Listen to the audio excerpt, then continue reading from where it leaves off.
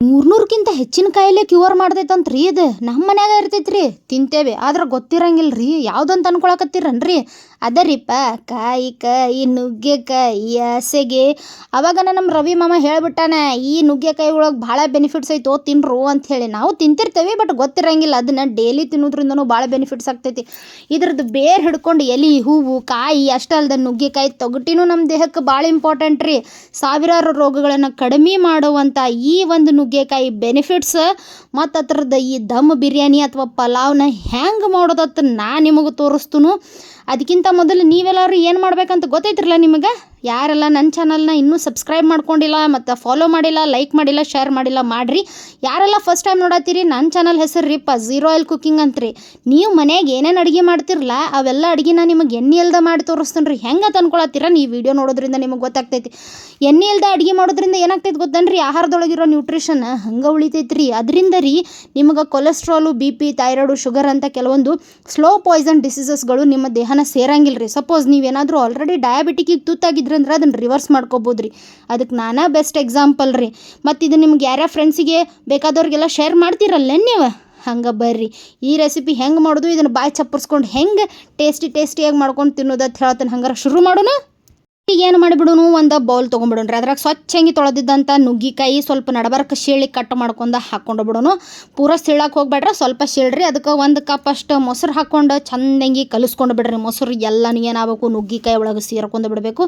ಇದಕ್ಕೆ ಬೇಸಿಕ್ ಮಸಾಲೆ ಆದಂಥ ಜೀರಿಗೆ ಪುಡಿ, ಧನಿಯಾ ಪುಡಿ, ಅಚ್ಚ ಖಾರದ ಪುಡಿ, ಉಪ್ಪು ಇದನ್ನೆಲ್ಲ ಹಾಕಿ ಚಂದಂಗಿ ಮಿಕ್ಸ್ ಮಾಡ್ಕೊಂಡು ಬಿಡ್ರಿ. ನೋಡ್ರಿ ನಾ ಕೈಯಾಗಿ ಹಿಂಗೆ ಮಿಕ್ಸ್ ಮಾಡತ್ತಲ್ಲ ಹಂಗೆ ಕಚಮ್ ಕಿಚಡಿ ಮಾಡ್ಕೋಬೇಕು. ಸ್ವಲ್ಪ ನಡಬರ್ಕ ಸೀಳಿದ್ರಿಂದ ಏನಾಗ್ತೈತಿ, ಅದು ಮಸಾಲೆ ಎಲ್ಲ ನುಗ್ಗಿಕಾಯಿ ಒಳಗೆ ಸೇರ್ಕೋತೈತಿ. ಅದಕ್ಕೆ ನಾವೇನು ಮಾಡ್ಬೇಕು, ಒಂದು 10 ನಿಮಿಷ ಮುಚ್ಚಿಡ್ಬೇಕು. ಮುಚ್ಚಿಡ್ಲಿಲ್ಲ ಅಂದ್ರೆ ಆಗೋದಿಲ್ಲ ಮತ್ತು ಕೆಲಸ. ಅಷ್ಟರೊಳಗೆ ಏನು ಮಾಡೋಣ, ಒಂದು ಕುಕ್ಕರ್ ತೊಗೊಂಡು ಬಿಡೋಣ. ಅದ್ರಾಗ ಬೇಸಿಕ್ ಮಸಾಲೆ ಆದಂಥ ಜೀರಿಗೆ, ಸಾಸ್ವಿ, ಕಡ್ಲಿಬೇಳೆ, ಉದ್ದಿನಬೇಳೆ ಹಾಕಿ ಅವ್ರನ್ನ ಚಟಪಟ ಡ್ಯಾನ್ಸ್ ಅನ್ಸಕ್ಕೆ ಸ್ಟಾರ್ಟ್ ಮಾಡೋಣ. ಯವ್ವ ನಾ ಕುಣಿಯಾಕತ್ತೀನಿ ಬೇ ಯವ್ವ ಅಂತ ಅಂದ ಕೂಡಲೇ ಏನು ಮಾಡಬೇಕಪ್ಪ ಅಂತಂದ್ರೆ ಪಟಪಟ ಏನು ಮಾಡ್ಬೇಕಂದ್ರೆ ಬೇಸಿಕ್ ಮಸಾಲೆ ಆದಂಥ ಈ ಬಿರಿಯಾನಿ ಮಸಾಲೆಗಳಿರ್ತಲ್ಲ ಅವು ಚಕ್ಕಿ, ಲವಂಗ, ಹೂಪತ್ರೆ, ಏಲಕ್ಕಿ ಉತ್ತರನು ಎಲ್ಲ ಹಾಕ್ಕೊಂಡು ಅವ್ರ ವಾಸನೆ ರಪ್ಪತ್ತು ಮೂಗಿಗೆ ಬಿಡಿಬೇಕು. ನಾವು ಒಂದು ಅಕ್ಷೀ ಅಂತ ಅನ್ಬೇಕು. ಹಂಗಾದ್ಮೇಲೆ ಇಲ್ಲೇ ಶುಂಠಿ ಬೆಳ್ಳುಳ್ಳಿ ನಾವು ಕಟ್ ಮಾಡಿ ಹಾಕ್ಕೊಳತ್ತನು. ಬಿಕಾಸ್ ಅವು ಬಾಯಿಗೆ ಸಿಕ್ರನ ಟೇಸ್ಟ್ ಆಗ್ತೈತಿ. ಆ ರೀಸನ್ಗೆ ನೀವು ಬೇಕಾದ್ರೆ ಕುಟ್ಟಿನೂ ಹಾಕ್ಕೋಬೋದು. Choice is yours. ಮತ್ತು ಯಾರೆಲ್ಲ ಬೆಳ್ಳುಳ್ಳಿ ಯೂಸ್ ಮಾಡೋಂಗಿಲ್ಲ ಅದನ್ನಷ್ಟು ಸ್ಕಿಪ್ ಮಾಡಿಬಿಡ್ರಿ. ಈ ಬೆಳ್ಳುಳ್ಳಿ ಮತ್ತು ಶುಂಠಿನೂ ಚಂದಂಗಿ ಬೆಚ್ಚಗಾದ್ಮೇಲೆ ಅವ್ರದ್ದು ವಾಸನೆ ಬರೋಕತ್ಮೇಲೆ ಏನು ಮಾಡಬೇಕಪ್ಪ ಅಂತಂದ್ರೆ ಒಂದು ಬಟ್ಲದಾಗ ಕಟ್ ಮಾಡಿ ಇಟ್ಕೊಂಡಿರುವಂಥ ಈರುಳ್ಳಿನ ಸಣ್ಣಂಗೆ ಆ್ಯಡ್ ಮಾಡಬೇಕು. ನಮ್ಮ ಮನ್ಯಾಗ ಕರಿಬೇವು ಖಾಲಿ ಆಗಿಬಿಟ್ಟಿತ್ತು, ಅದಕ್ಕೆ ಕರಿಬೇವನ್ನ ಸ್ಕಿಪ್ ಮಾಡೀನಿ. ನೀವು ಯಾರು ಮಾಡೋಕ್ಕೆ ಹೋಗಬೇಡ್ರಿ.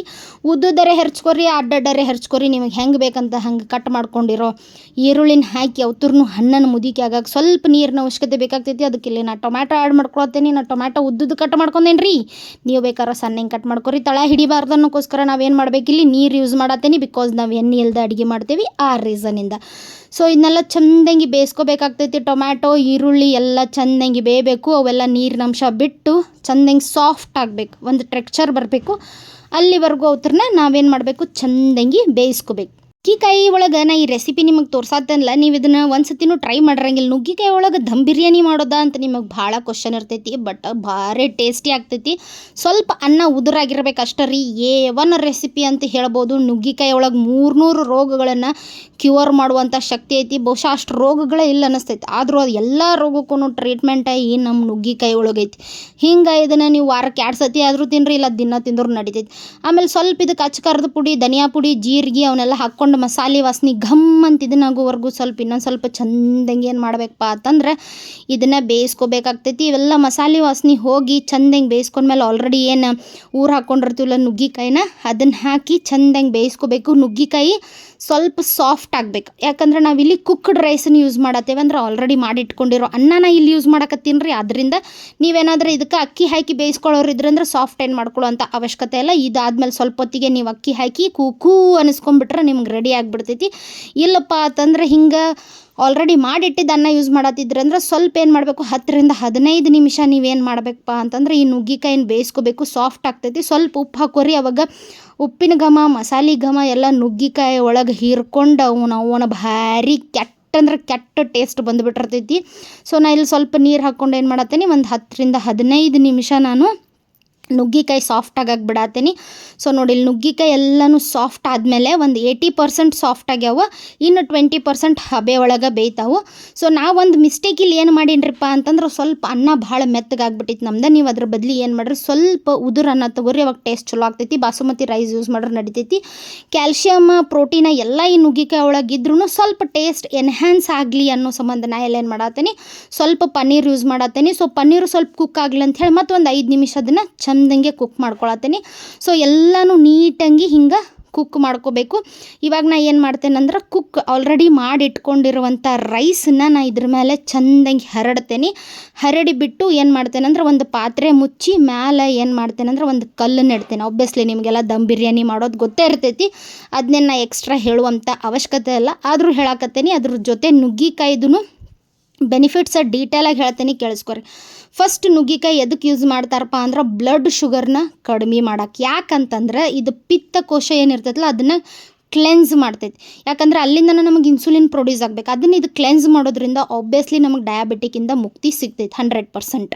ಸೊ ಅದಾದಮೇಲೆ ಏನಪ್ಪ ಅಂದ್ರೆ ನುಗ್ಗಿಕಾಯಿ ಒಳಗೆ vitamin A, B, C, D ಮತ್ತು ಕ್ಯಾಲ್ಶಿಯಮ್, ಪ್ರೋಟೀನ್, ಕಾರ್ಬೋಹೈಡ್ರೇಟ್ಸ್, ರಂಜಕ, ಪೊಟ್ಯಾಷಿಯಮ್, ಕಬ್ಬಿಣ, ಮೆಗ್ನೇಷಿಯಮ್, ತಾಮ್ರ, ಮ್ಯಾಂಗ್ನೀಸ್, ಸೋಡಿಯಂ, ಸತು, ಸೆಲೆಮ್ ಇಂಥ ಬಹಳಷ್ಟು ಅಂಶಗಳಿರೋದ್ರಿಂದ ಸಂಧಿವಾತದಿಂದ ಆಗಿರಬಹುದು ಅಥವಾ ಕಫದಿಂದ ಆಗಿರ್ಬೋದು, ಆಮೇಲೆ ಒಂದು ಮೈಕೈ ಸೆಳೆತದಿಂದ ಆಗಿರಬಹುದು, ಎಲ್ಲದರಿಂದನೂ ನಮಗೆ ಆರಾಮ್ ಸಿಗ್ತೈತಿ. ಅಷ್ಟೇ ಅಲ್ಲದೆ ಜೀರ್ಣಕ್ರಿಯೆ ಆಗಿರಬಹುದು. ಇದ್ರ ಎಲೆಗಳ ರಸನ ಒಂದು ಲೋಟ ಸೌತೆಕಾಯಿ ಒಳಗೆ ಸೇರಿಸ್ಕೊಂಡು ಕುಡಿಯೋದ್ರಿಂದ ಏನಾಗ್ತೈತೆ ಅಂದ್ರೆ ಮೂತ್ರ ವಿಸರ್ಜನೆ ಕ್ಲಿಯರ್ ಆಗ್ತೈತಿ, ಉರಿ ಕಡಿಮೆ ಆಗ್ತೈತಿ.